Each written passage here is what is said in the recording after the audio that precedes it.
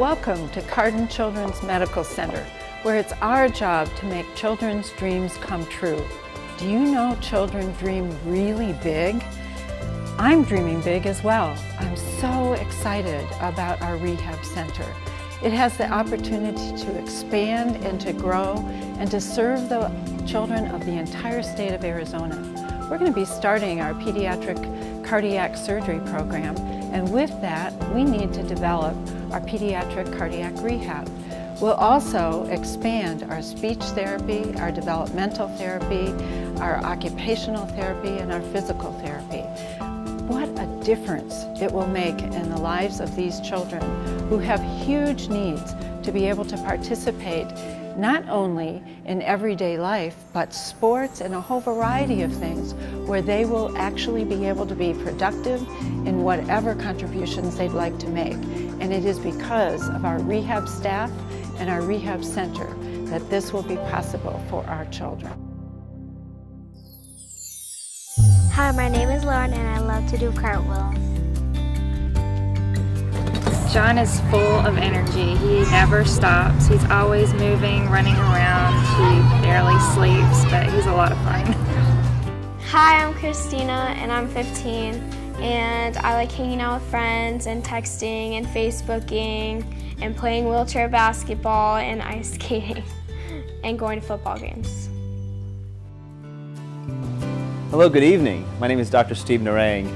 I'm the Chief Medical Officer of your Cardon Children's Medical Center at Banner Health. I really want to thank you for being here this evening. I'm actually standing in the future home of your Pediatric Rehabilitation Center. This is really the beginning of an amazing journey. Well, scoliosis, it's kind of like if your back isn't straight, like it's either curved or it's like kind of bent. She has a hard time dealing with it because she wants to know why she's not a normal child, and it limits her activities as far as what she can do. She can play and run and jump, but after she gets through, she complains about back pain and she takes pain medication. Well, John was born and he spent about 2 weeks in the NICU. And one of the main problems was sleep apnea that we discovered. And he went home on a monitor, and about a month later he kept turning blue and he was projectile vomiting, so he got admitted back at Banner Desert. He has KRA1 malformation, and that's when the cerebellum goes into the spinal column. I wasn't feeling good. As the night went on, it started getting worse and worse, and then we finally went to bed, and when I woke up the next morning, I couldn't move or feel anything. And my mom, she felt my legs and they were cold. And as she touched my legs, I couldn't feel them, and she freaked out. And my condition is called transverse myelitis, an autoimmune disease that attacks your spinal cord. So you basically get sick and your immune system, instead of attacking the virus, it attacks your spinal cord.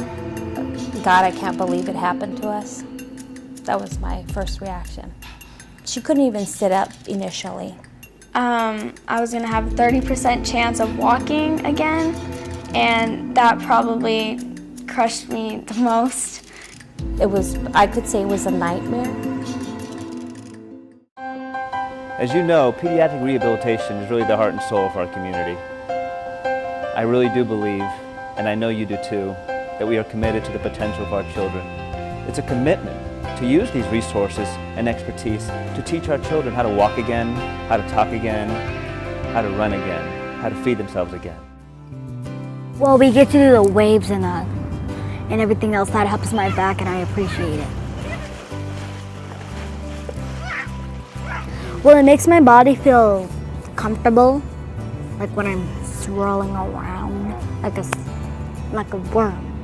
She loves therapy. And Laura makes it fun for her, so she don't think that is work. She comes and she plays with her. She make it entertainment for her.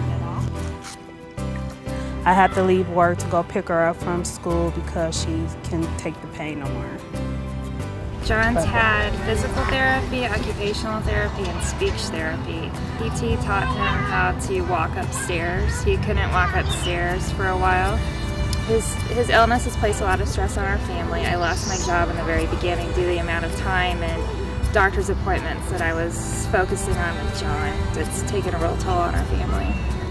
When I first started, I could barely move my legs, and I was really scared to start, but at Cardon's they have a light gate, and I would walk on the treadmill on the light gate. It was really good for me, I think. Keeping her in therapies was the most important thing, and seeing progress was important to us. And she took her first 10 steps without any assistance. I literally cried. The hardest thing about Arizona or the East Valley is that we don't have the facilities that they need for children with disabilities. What we have today is a good program. What we want is a great program, but it can't happen overnight. It's expensive. It's the reality we live in. But thanks to you and your community and your families, we're one step closer to building a state-of-the-art pediatric rehab center at your Cardon Children's. I really appreciate the time you've taken with us tonight. It's still quiet here, but not for long. When I grow up, I want to be a teacher. I hope in 20 years from now, John's a happy, healthy, normal man, and that he's just a happy guy and can pursue all of his hopes and dreams. After high school, I think I want to go to college. No, I know I want to go to college. I want to be either a recreational therapist, an English teacher, or a psychologist. I'd like to say that I'm lucky in an unlucky way. I'm unlucky that this happened to me, but I'm lucky for all the opportunities that I've gotten with this.